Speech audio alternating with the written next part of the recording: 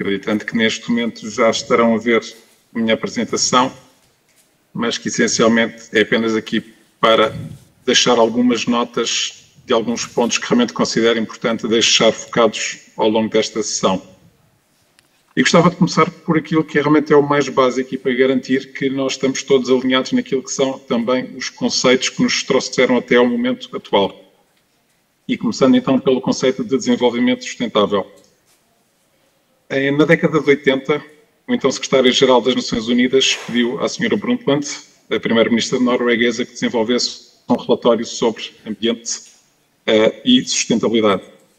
Esse relatório, que ficou conhecido como relatório Brundtland, definiu o desenvolvimento sustentável como aquele que satisfaz as necessidades do presente sem comprometer a capacidade das gerações futuras de satisfazerem as suas próprias necessidades. Essa definição era tão atual na altura como é aos dias de hoje, passadas já algumas décadas. Mas o tema do dia, e o tema que todos nós temos vindo a ouvir diariamente nas nossas conversas com os nossos parceiros, com os bancos, com as entidades com as quais trabalhamos no dia-a-dia, é o ESG. ESG que são as siglas que apresentam Environment, Social e Governance. 3 critérios que o secretário-geral das Nações Unidas, Kofi Annan, em 2004, pediu aos principais líderes de algumas organizações a nível mundial que integrassem naquilo que são os seus processos de tomada de decisão, tentando dar um rosto humano àquilo que são os negócios, às grandes corporações, e também sabendo que provavelmente ao fazerem não iriam conseguir também assegurar realmente aqui os resultados tão bons ou melhores do que aquilo que tinham vindo a fazer até então, e ao mesmo tempo dar um contributo mais relevante para a sociedade. Os conceitos de desenvolvimento sustentável e ESG são assim equiparáveis e têm sido muitas vezes utilizados de uma forma diferenciada. Em rigor, podemos dizer que desenvolvimento sustentável é aquele que corresponde a uma visão geral dos grandes desafios do nosso planeta, enquanto o ESG é a incorporação desses mesmos desafios pelo setor financeiro, pelas grandes corporações, nas suas decisões do dia-a-dia. Esses critérios e essas componentes vão realmente demonstrar de que forma é que as empresas estão a ter impactos positivos ou negativos na sociedade e de que forma é que esses mesmos impactos depois estão a refletir na sua capacidade de gerarem riqueza para si e para todos aqueles com os quais interagem.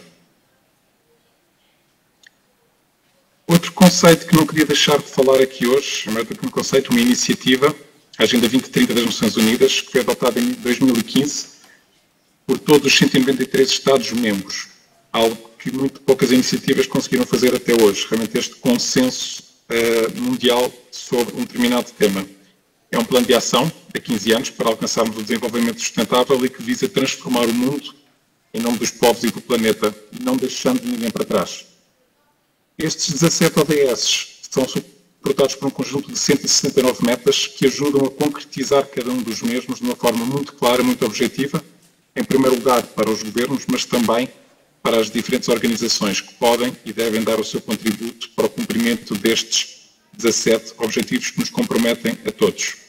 E representa um consenso global sobre as grandes prioridades capazes de mobilizar esforços de alinhar o setor público, privado e social. Mas temos realmente grandes desafios na concretização desta agenda internacional e do avançar no progredir desta nossa jornada ESG. Ao longo das últimas décadas temos assistido de forma progressiva a realmente um conjunto de grandes desafios de âmbito social, ambiental e de governação que nos convocam realmente a todos e que nos colocam grandes questões que as organizações e que todos nós individualmente podemos e devemos tentar dar a nossa resposta. Algumas destas questões já foram também abordadas pela Catherine. Estamos a falar de alterações climáticas e escassez de recursos naturais e realmente perceber de que forma que isso pode impactar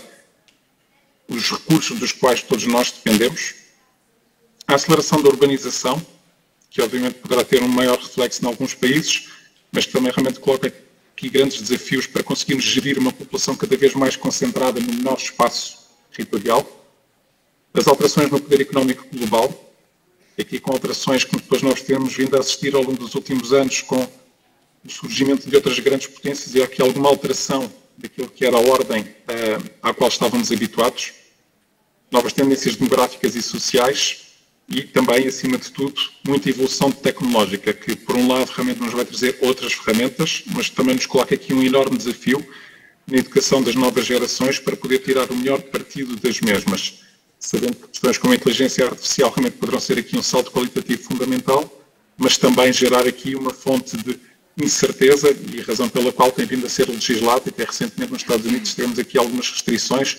mais que restrições, algumas salvaguardas à forma como estas questões irão ser utilizadas. Eu sei que estamos a falar de um evento em Moçambique e por organizações moçambicanas, mas não poderia deixar de falar de alguns dos instrumentos legais mais relevantes que têm sido desenvolvidos na União Europeia. E falo destes instrumentos porque, embora realmente tenham sido desenvolvidos neste contexto europeu, são instrumentos que têm um alcance, muitas vezes, mundial também. Não só pelo exemplo que representam, porque realmente tem sido legislação que tem sido copiada noutras geografias, mas também porque muitas empresas ou pertencem a cadeias de valor de empresas europeias, são exportadoras, são compradoras da União Europeia, e realmente estamos a assistir aqui a um movimento, uma uniformização de critérios a nível internacional que irá levar a que muitas destas questões sejam abordadas e trabalhadas de uma forma transversal, independentemente da geografia que estamos a falar. Temos aqui, apenas para referir alguns dos principais, a Sustainable Finance Disclosure Regulation, visa fomentar a transparência nos mercados financeiros,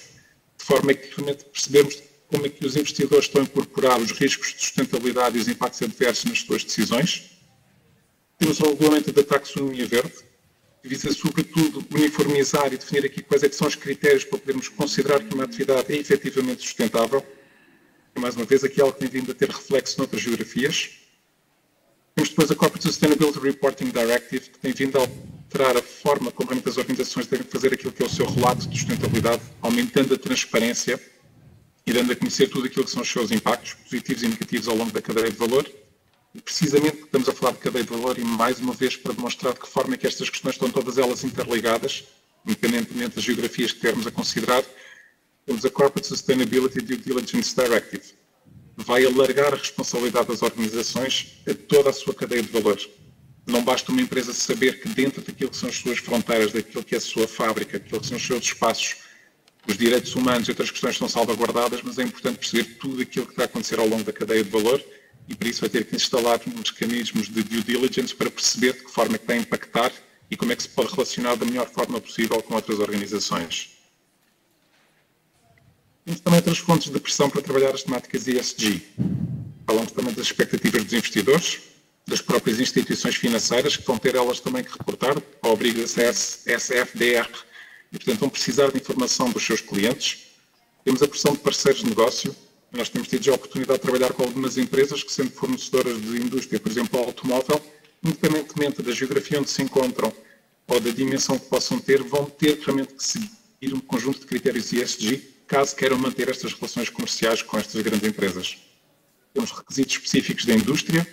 temos questões de litigação civil e penalidades criminais, no caso de não serem implementados os mecanismos corretos de due diligence e realmente não haver uma responsabilização para esta cadeia de valor.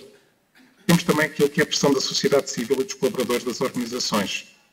Sociedade civil, sim, porque todos nós temos essa obrigação,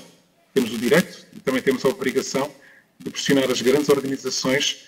realmente a desenvolverem, a trabalharem melhor todas estas temáticas ESG para garantir que estamos a trabalhar de uma forma melhor, mais justa, mais correta e de modo a realmente não deixar ninguém para trás.